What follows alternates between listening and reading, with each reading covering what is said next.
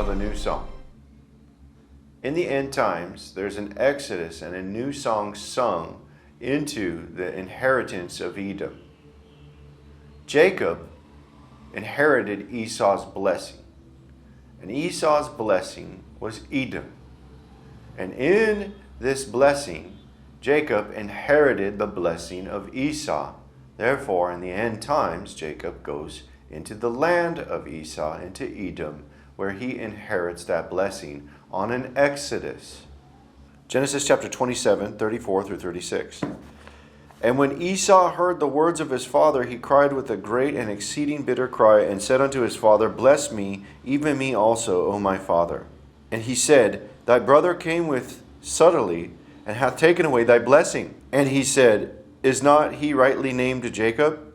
For he hath supplemented me these 2 times. He took away my birthright, and behold, now he take away my blessing. And he said, Hast thou not reserved a blessing for me? We see here that Jacob inherited the blessing of Esau and his birthright. And the land of Edom is where we find the end times prophecy for the Exodus. The land of Edom is given to the people of the children of Israel in the end times for that Exodus for the 42 months. It is the place and location where people go and gather in tents, and this is where Petra is. Petra is also referred to as the rock. And as well as Isaiah, during the time of Isaiah, he prophesied about this location. It is the place where Kedar camped in tents in their village. And this is a part of the prophecy in Isaiah where the new song would be sung. Isaiah chapter 42, verse 10 and 11. Sing unto the Lord a new song, and his praise from the end of the earth. Ye that go down into the sea, and all that is therein, the isles, and the inhabitants thereof. Let the wilderness and the cities thereof lift up their voice, the villages that Kedar both inhabit. Let the inhabitants of the rock sing. Let them shout from the top of the mountains. In the end times before the arrival of the Messiah, the people will be gathered together to Petra in tents. And those people, for those 42 months, who have exodused out, will sing a new song, just like the time of Moses when they had a song during their exodus. And this location is in the book of Revelation. Revelation chapter 12, verse 6, it says, And the woman fled into the wilderness where she hath a place prepared of God, that they should feed her there 1,260 days. This woman will be nourished in this location for 1,260 days, just like the Exodus of Egypt in Exodus chapter 19, verse 4, where it says that I will bring them out unto myself on eagle's wings. And this prophecy is a very clear prophecy indicating that there's another Exodus to come to another location.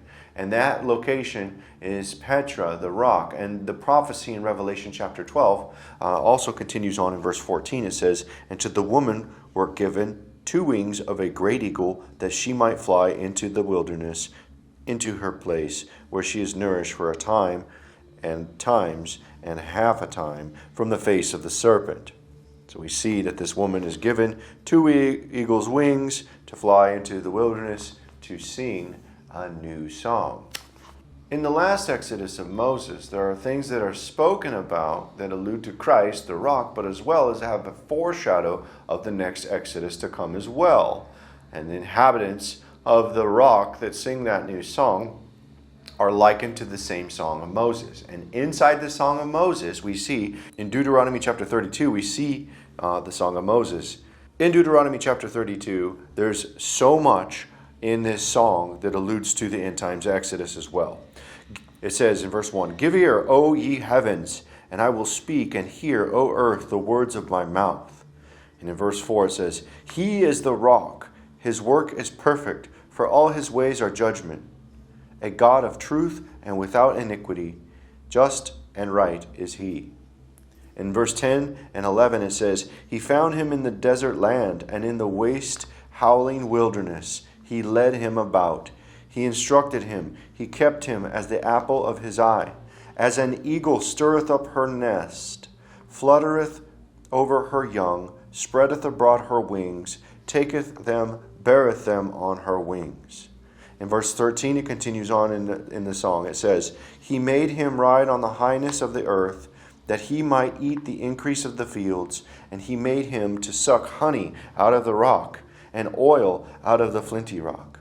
But Jeshurun waxed fat, and kicked, Thou art waxen fat, thou art grown thick, thou art covered with fatness. Then he forsook God which made him, and lightly esteemed the rock of his salvation. Of the rock that begat thee, thou art unmindful, and hast forgotten God that formed thee. How should one chase 1,000, and two put 10,000 to flight, except their rock had sold them, and the Lord had shut them up? For their rock is not our rock, even our enemies themselves being judges. And Moses came and spake all the words of this song in the ears of the people, and he and Hoshea the son of Nun. So the Song of Moses likens to the foreshadow of Christ, but also the foreshadow of the protection of the rock in the end times Exodus. So what Moses' song is singing here has so much filled within this that it will actually reveal itself in the end times to be prophetically fulfilled through what Moses had spoken. And that new song, in that new song, we can look in that in Isaiah chapter 42, verse 10 and 11, Sing unto the Lord a new song, and his praise from the end of the earth, that ye go down to the sea, and all that is therein, the isles and the inhabitants thereof. Let the wilderness and the cities thereof lift up their voice, the villages that Kedar doth inhabit. Let the inhabitants of the rock sing. Let them shout from the top of the mountains. And what are the inhabitants of the rock singing? They're singing to the Lord a new song, just like the song of Moses. And where is the villages that Kedar doth inhabit? It is in the land of Edom, in the region of Petra. And Petra is called the rock, the location where the next Exodus occurs. Now Christ is that rock, and he's also foreshadowed within the banner. He's also foreshadowed within the rock that protects during the end times. This is all foreshadows what is seen in the prophecy. And so when we look to Christ being the rock, we look into 1 Corinthians chapter 10, verse 1 through 4, and it says, Moreover, brethren, I would not that you should be ignorant how that all our fathers were under the cloud, and all passed through the sea, and were all baptized unto Moses in the cloud and in the sea. And all did eat the same spiritual meat, and all did drink the same spiritual drink, for they drank of that spiritual rock that followed them. That rock was Christ.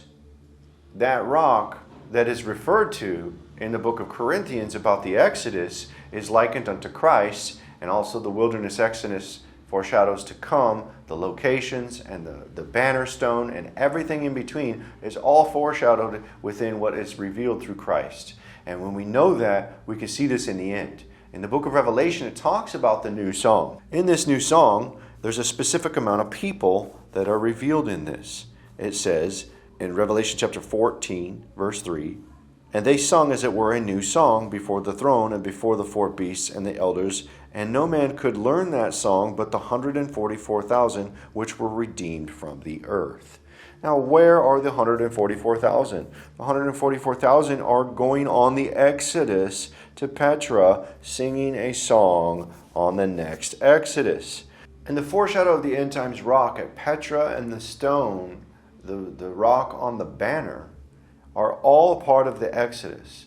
Christ being that spiritual rock in the figurative protection and the guiding of the people and leading the people under one stone, under one rock, which is Christ, is found in the book of Revelation chapter 2, verse 17. He that hath an ear, let him hear what the Spirit saith unto the churches. To him that overcometh will I give to eat of the hidden manna, and will give him a white stone, and in the stone a new name written, which no man knoweth, save in he that receiveth it. We know that in this prophecy he's talking about manna, and manna being given, which was on the Exodus.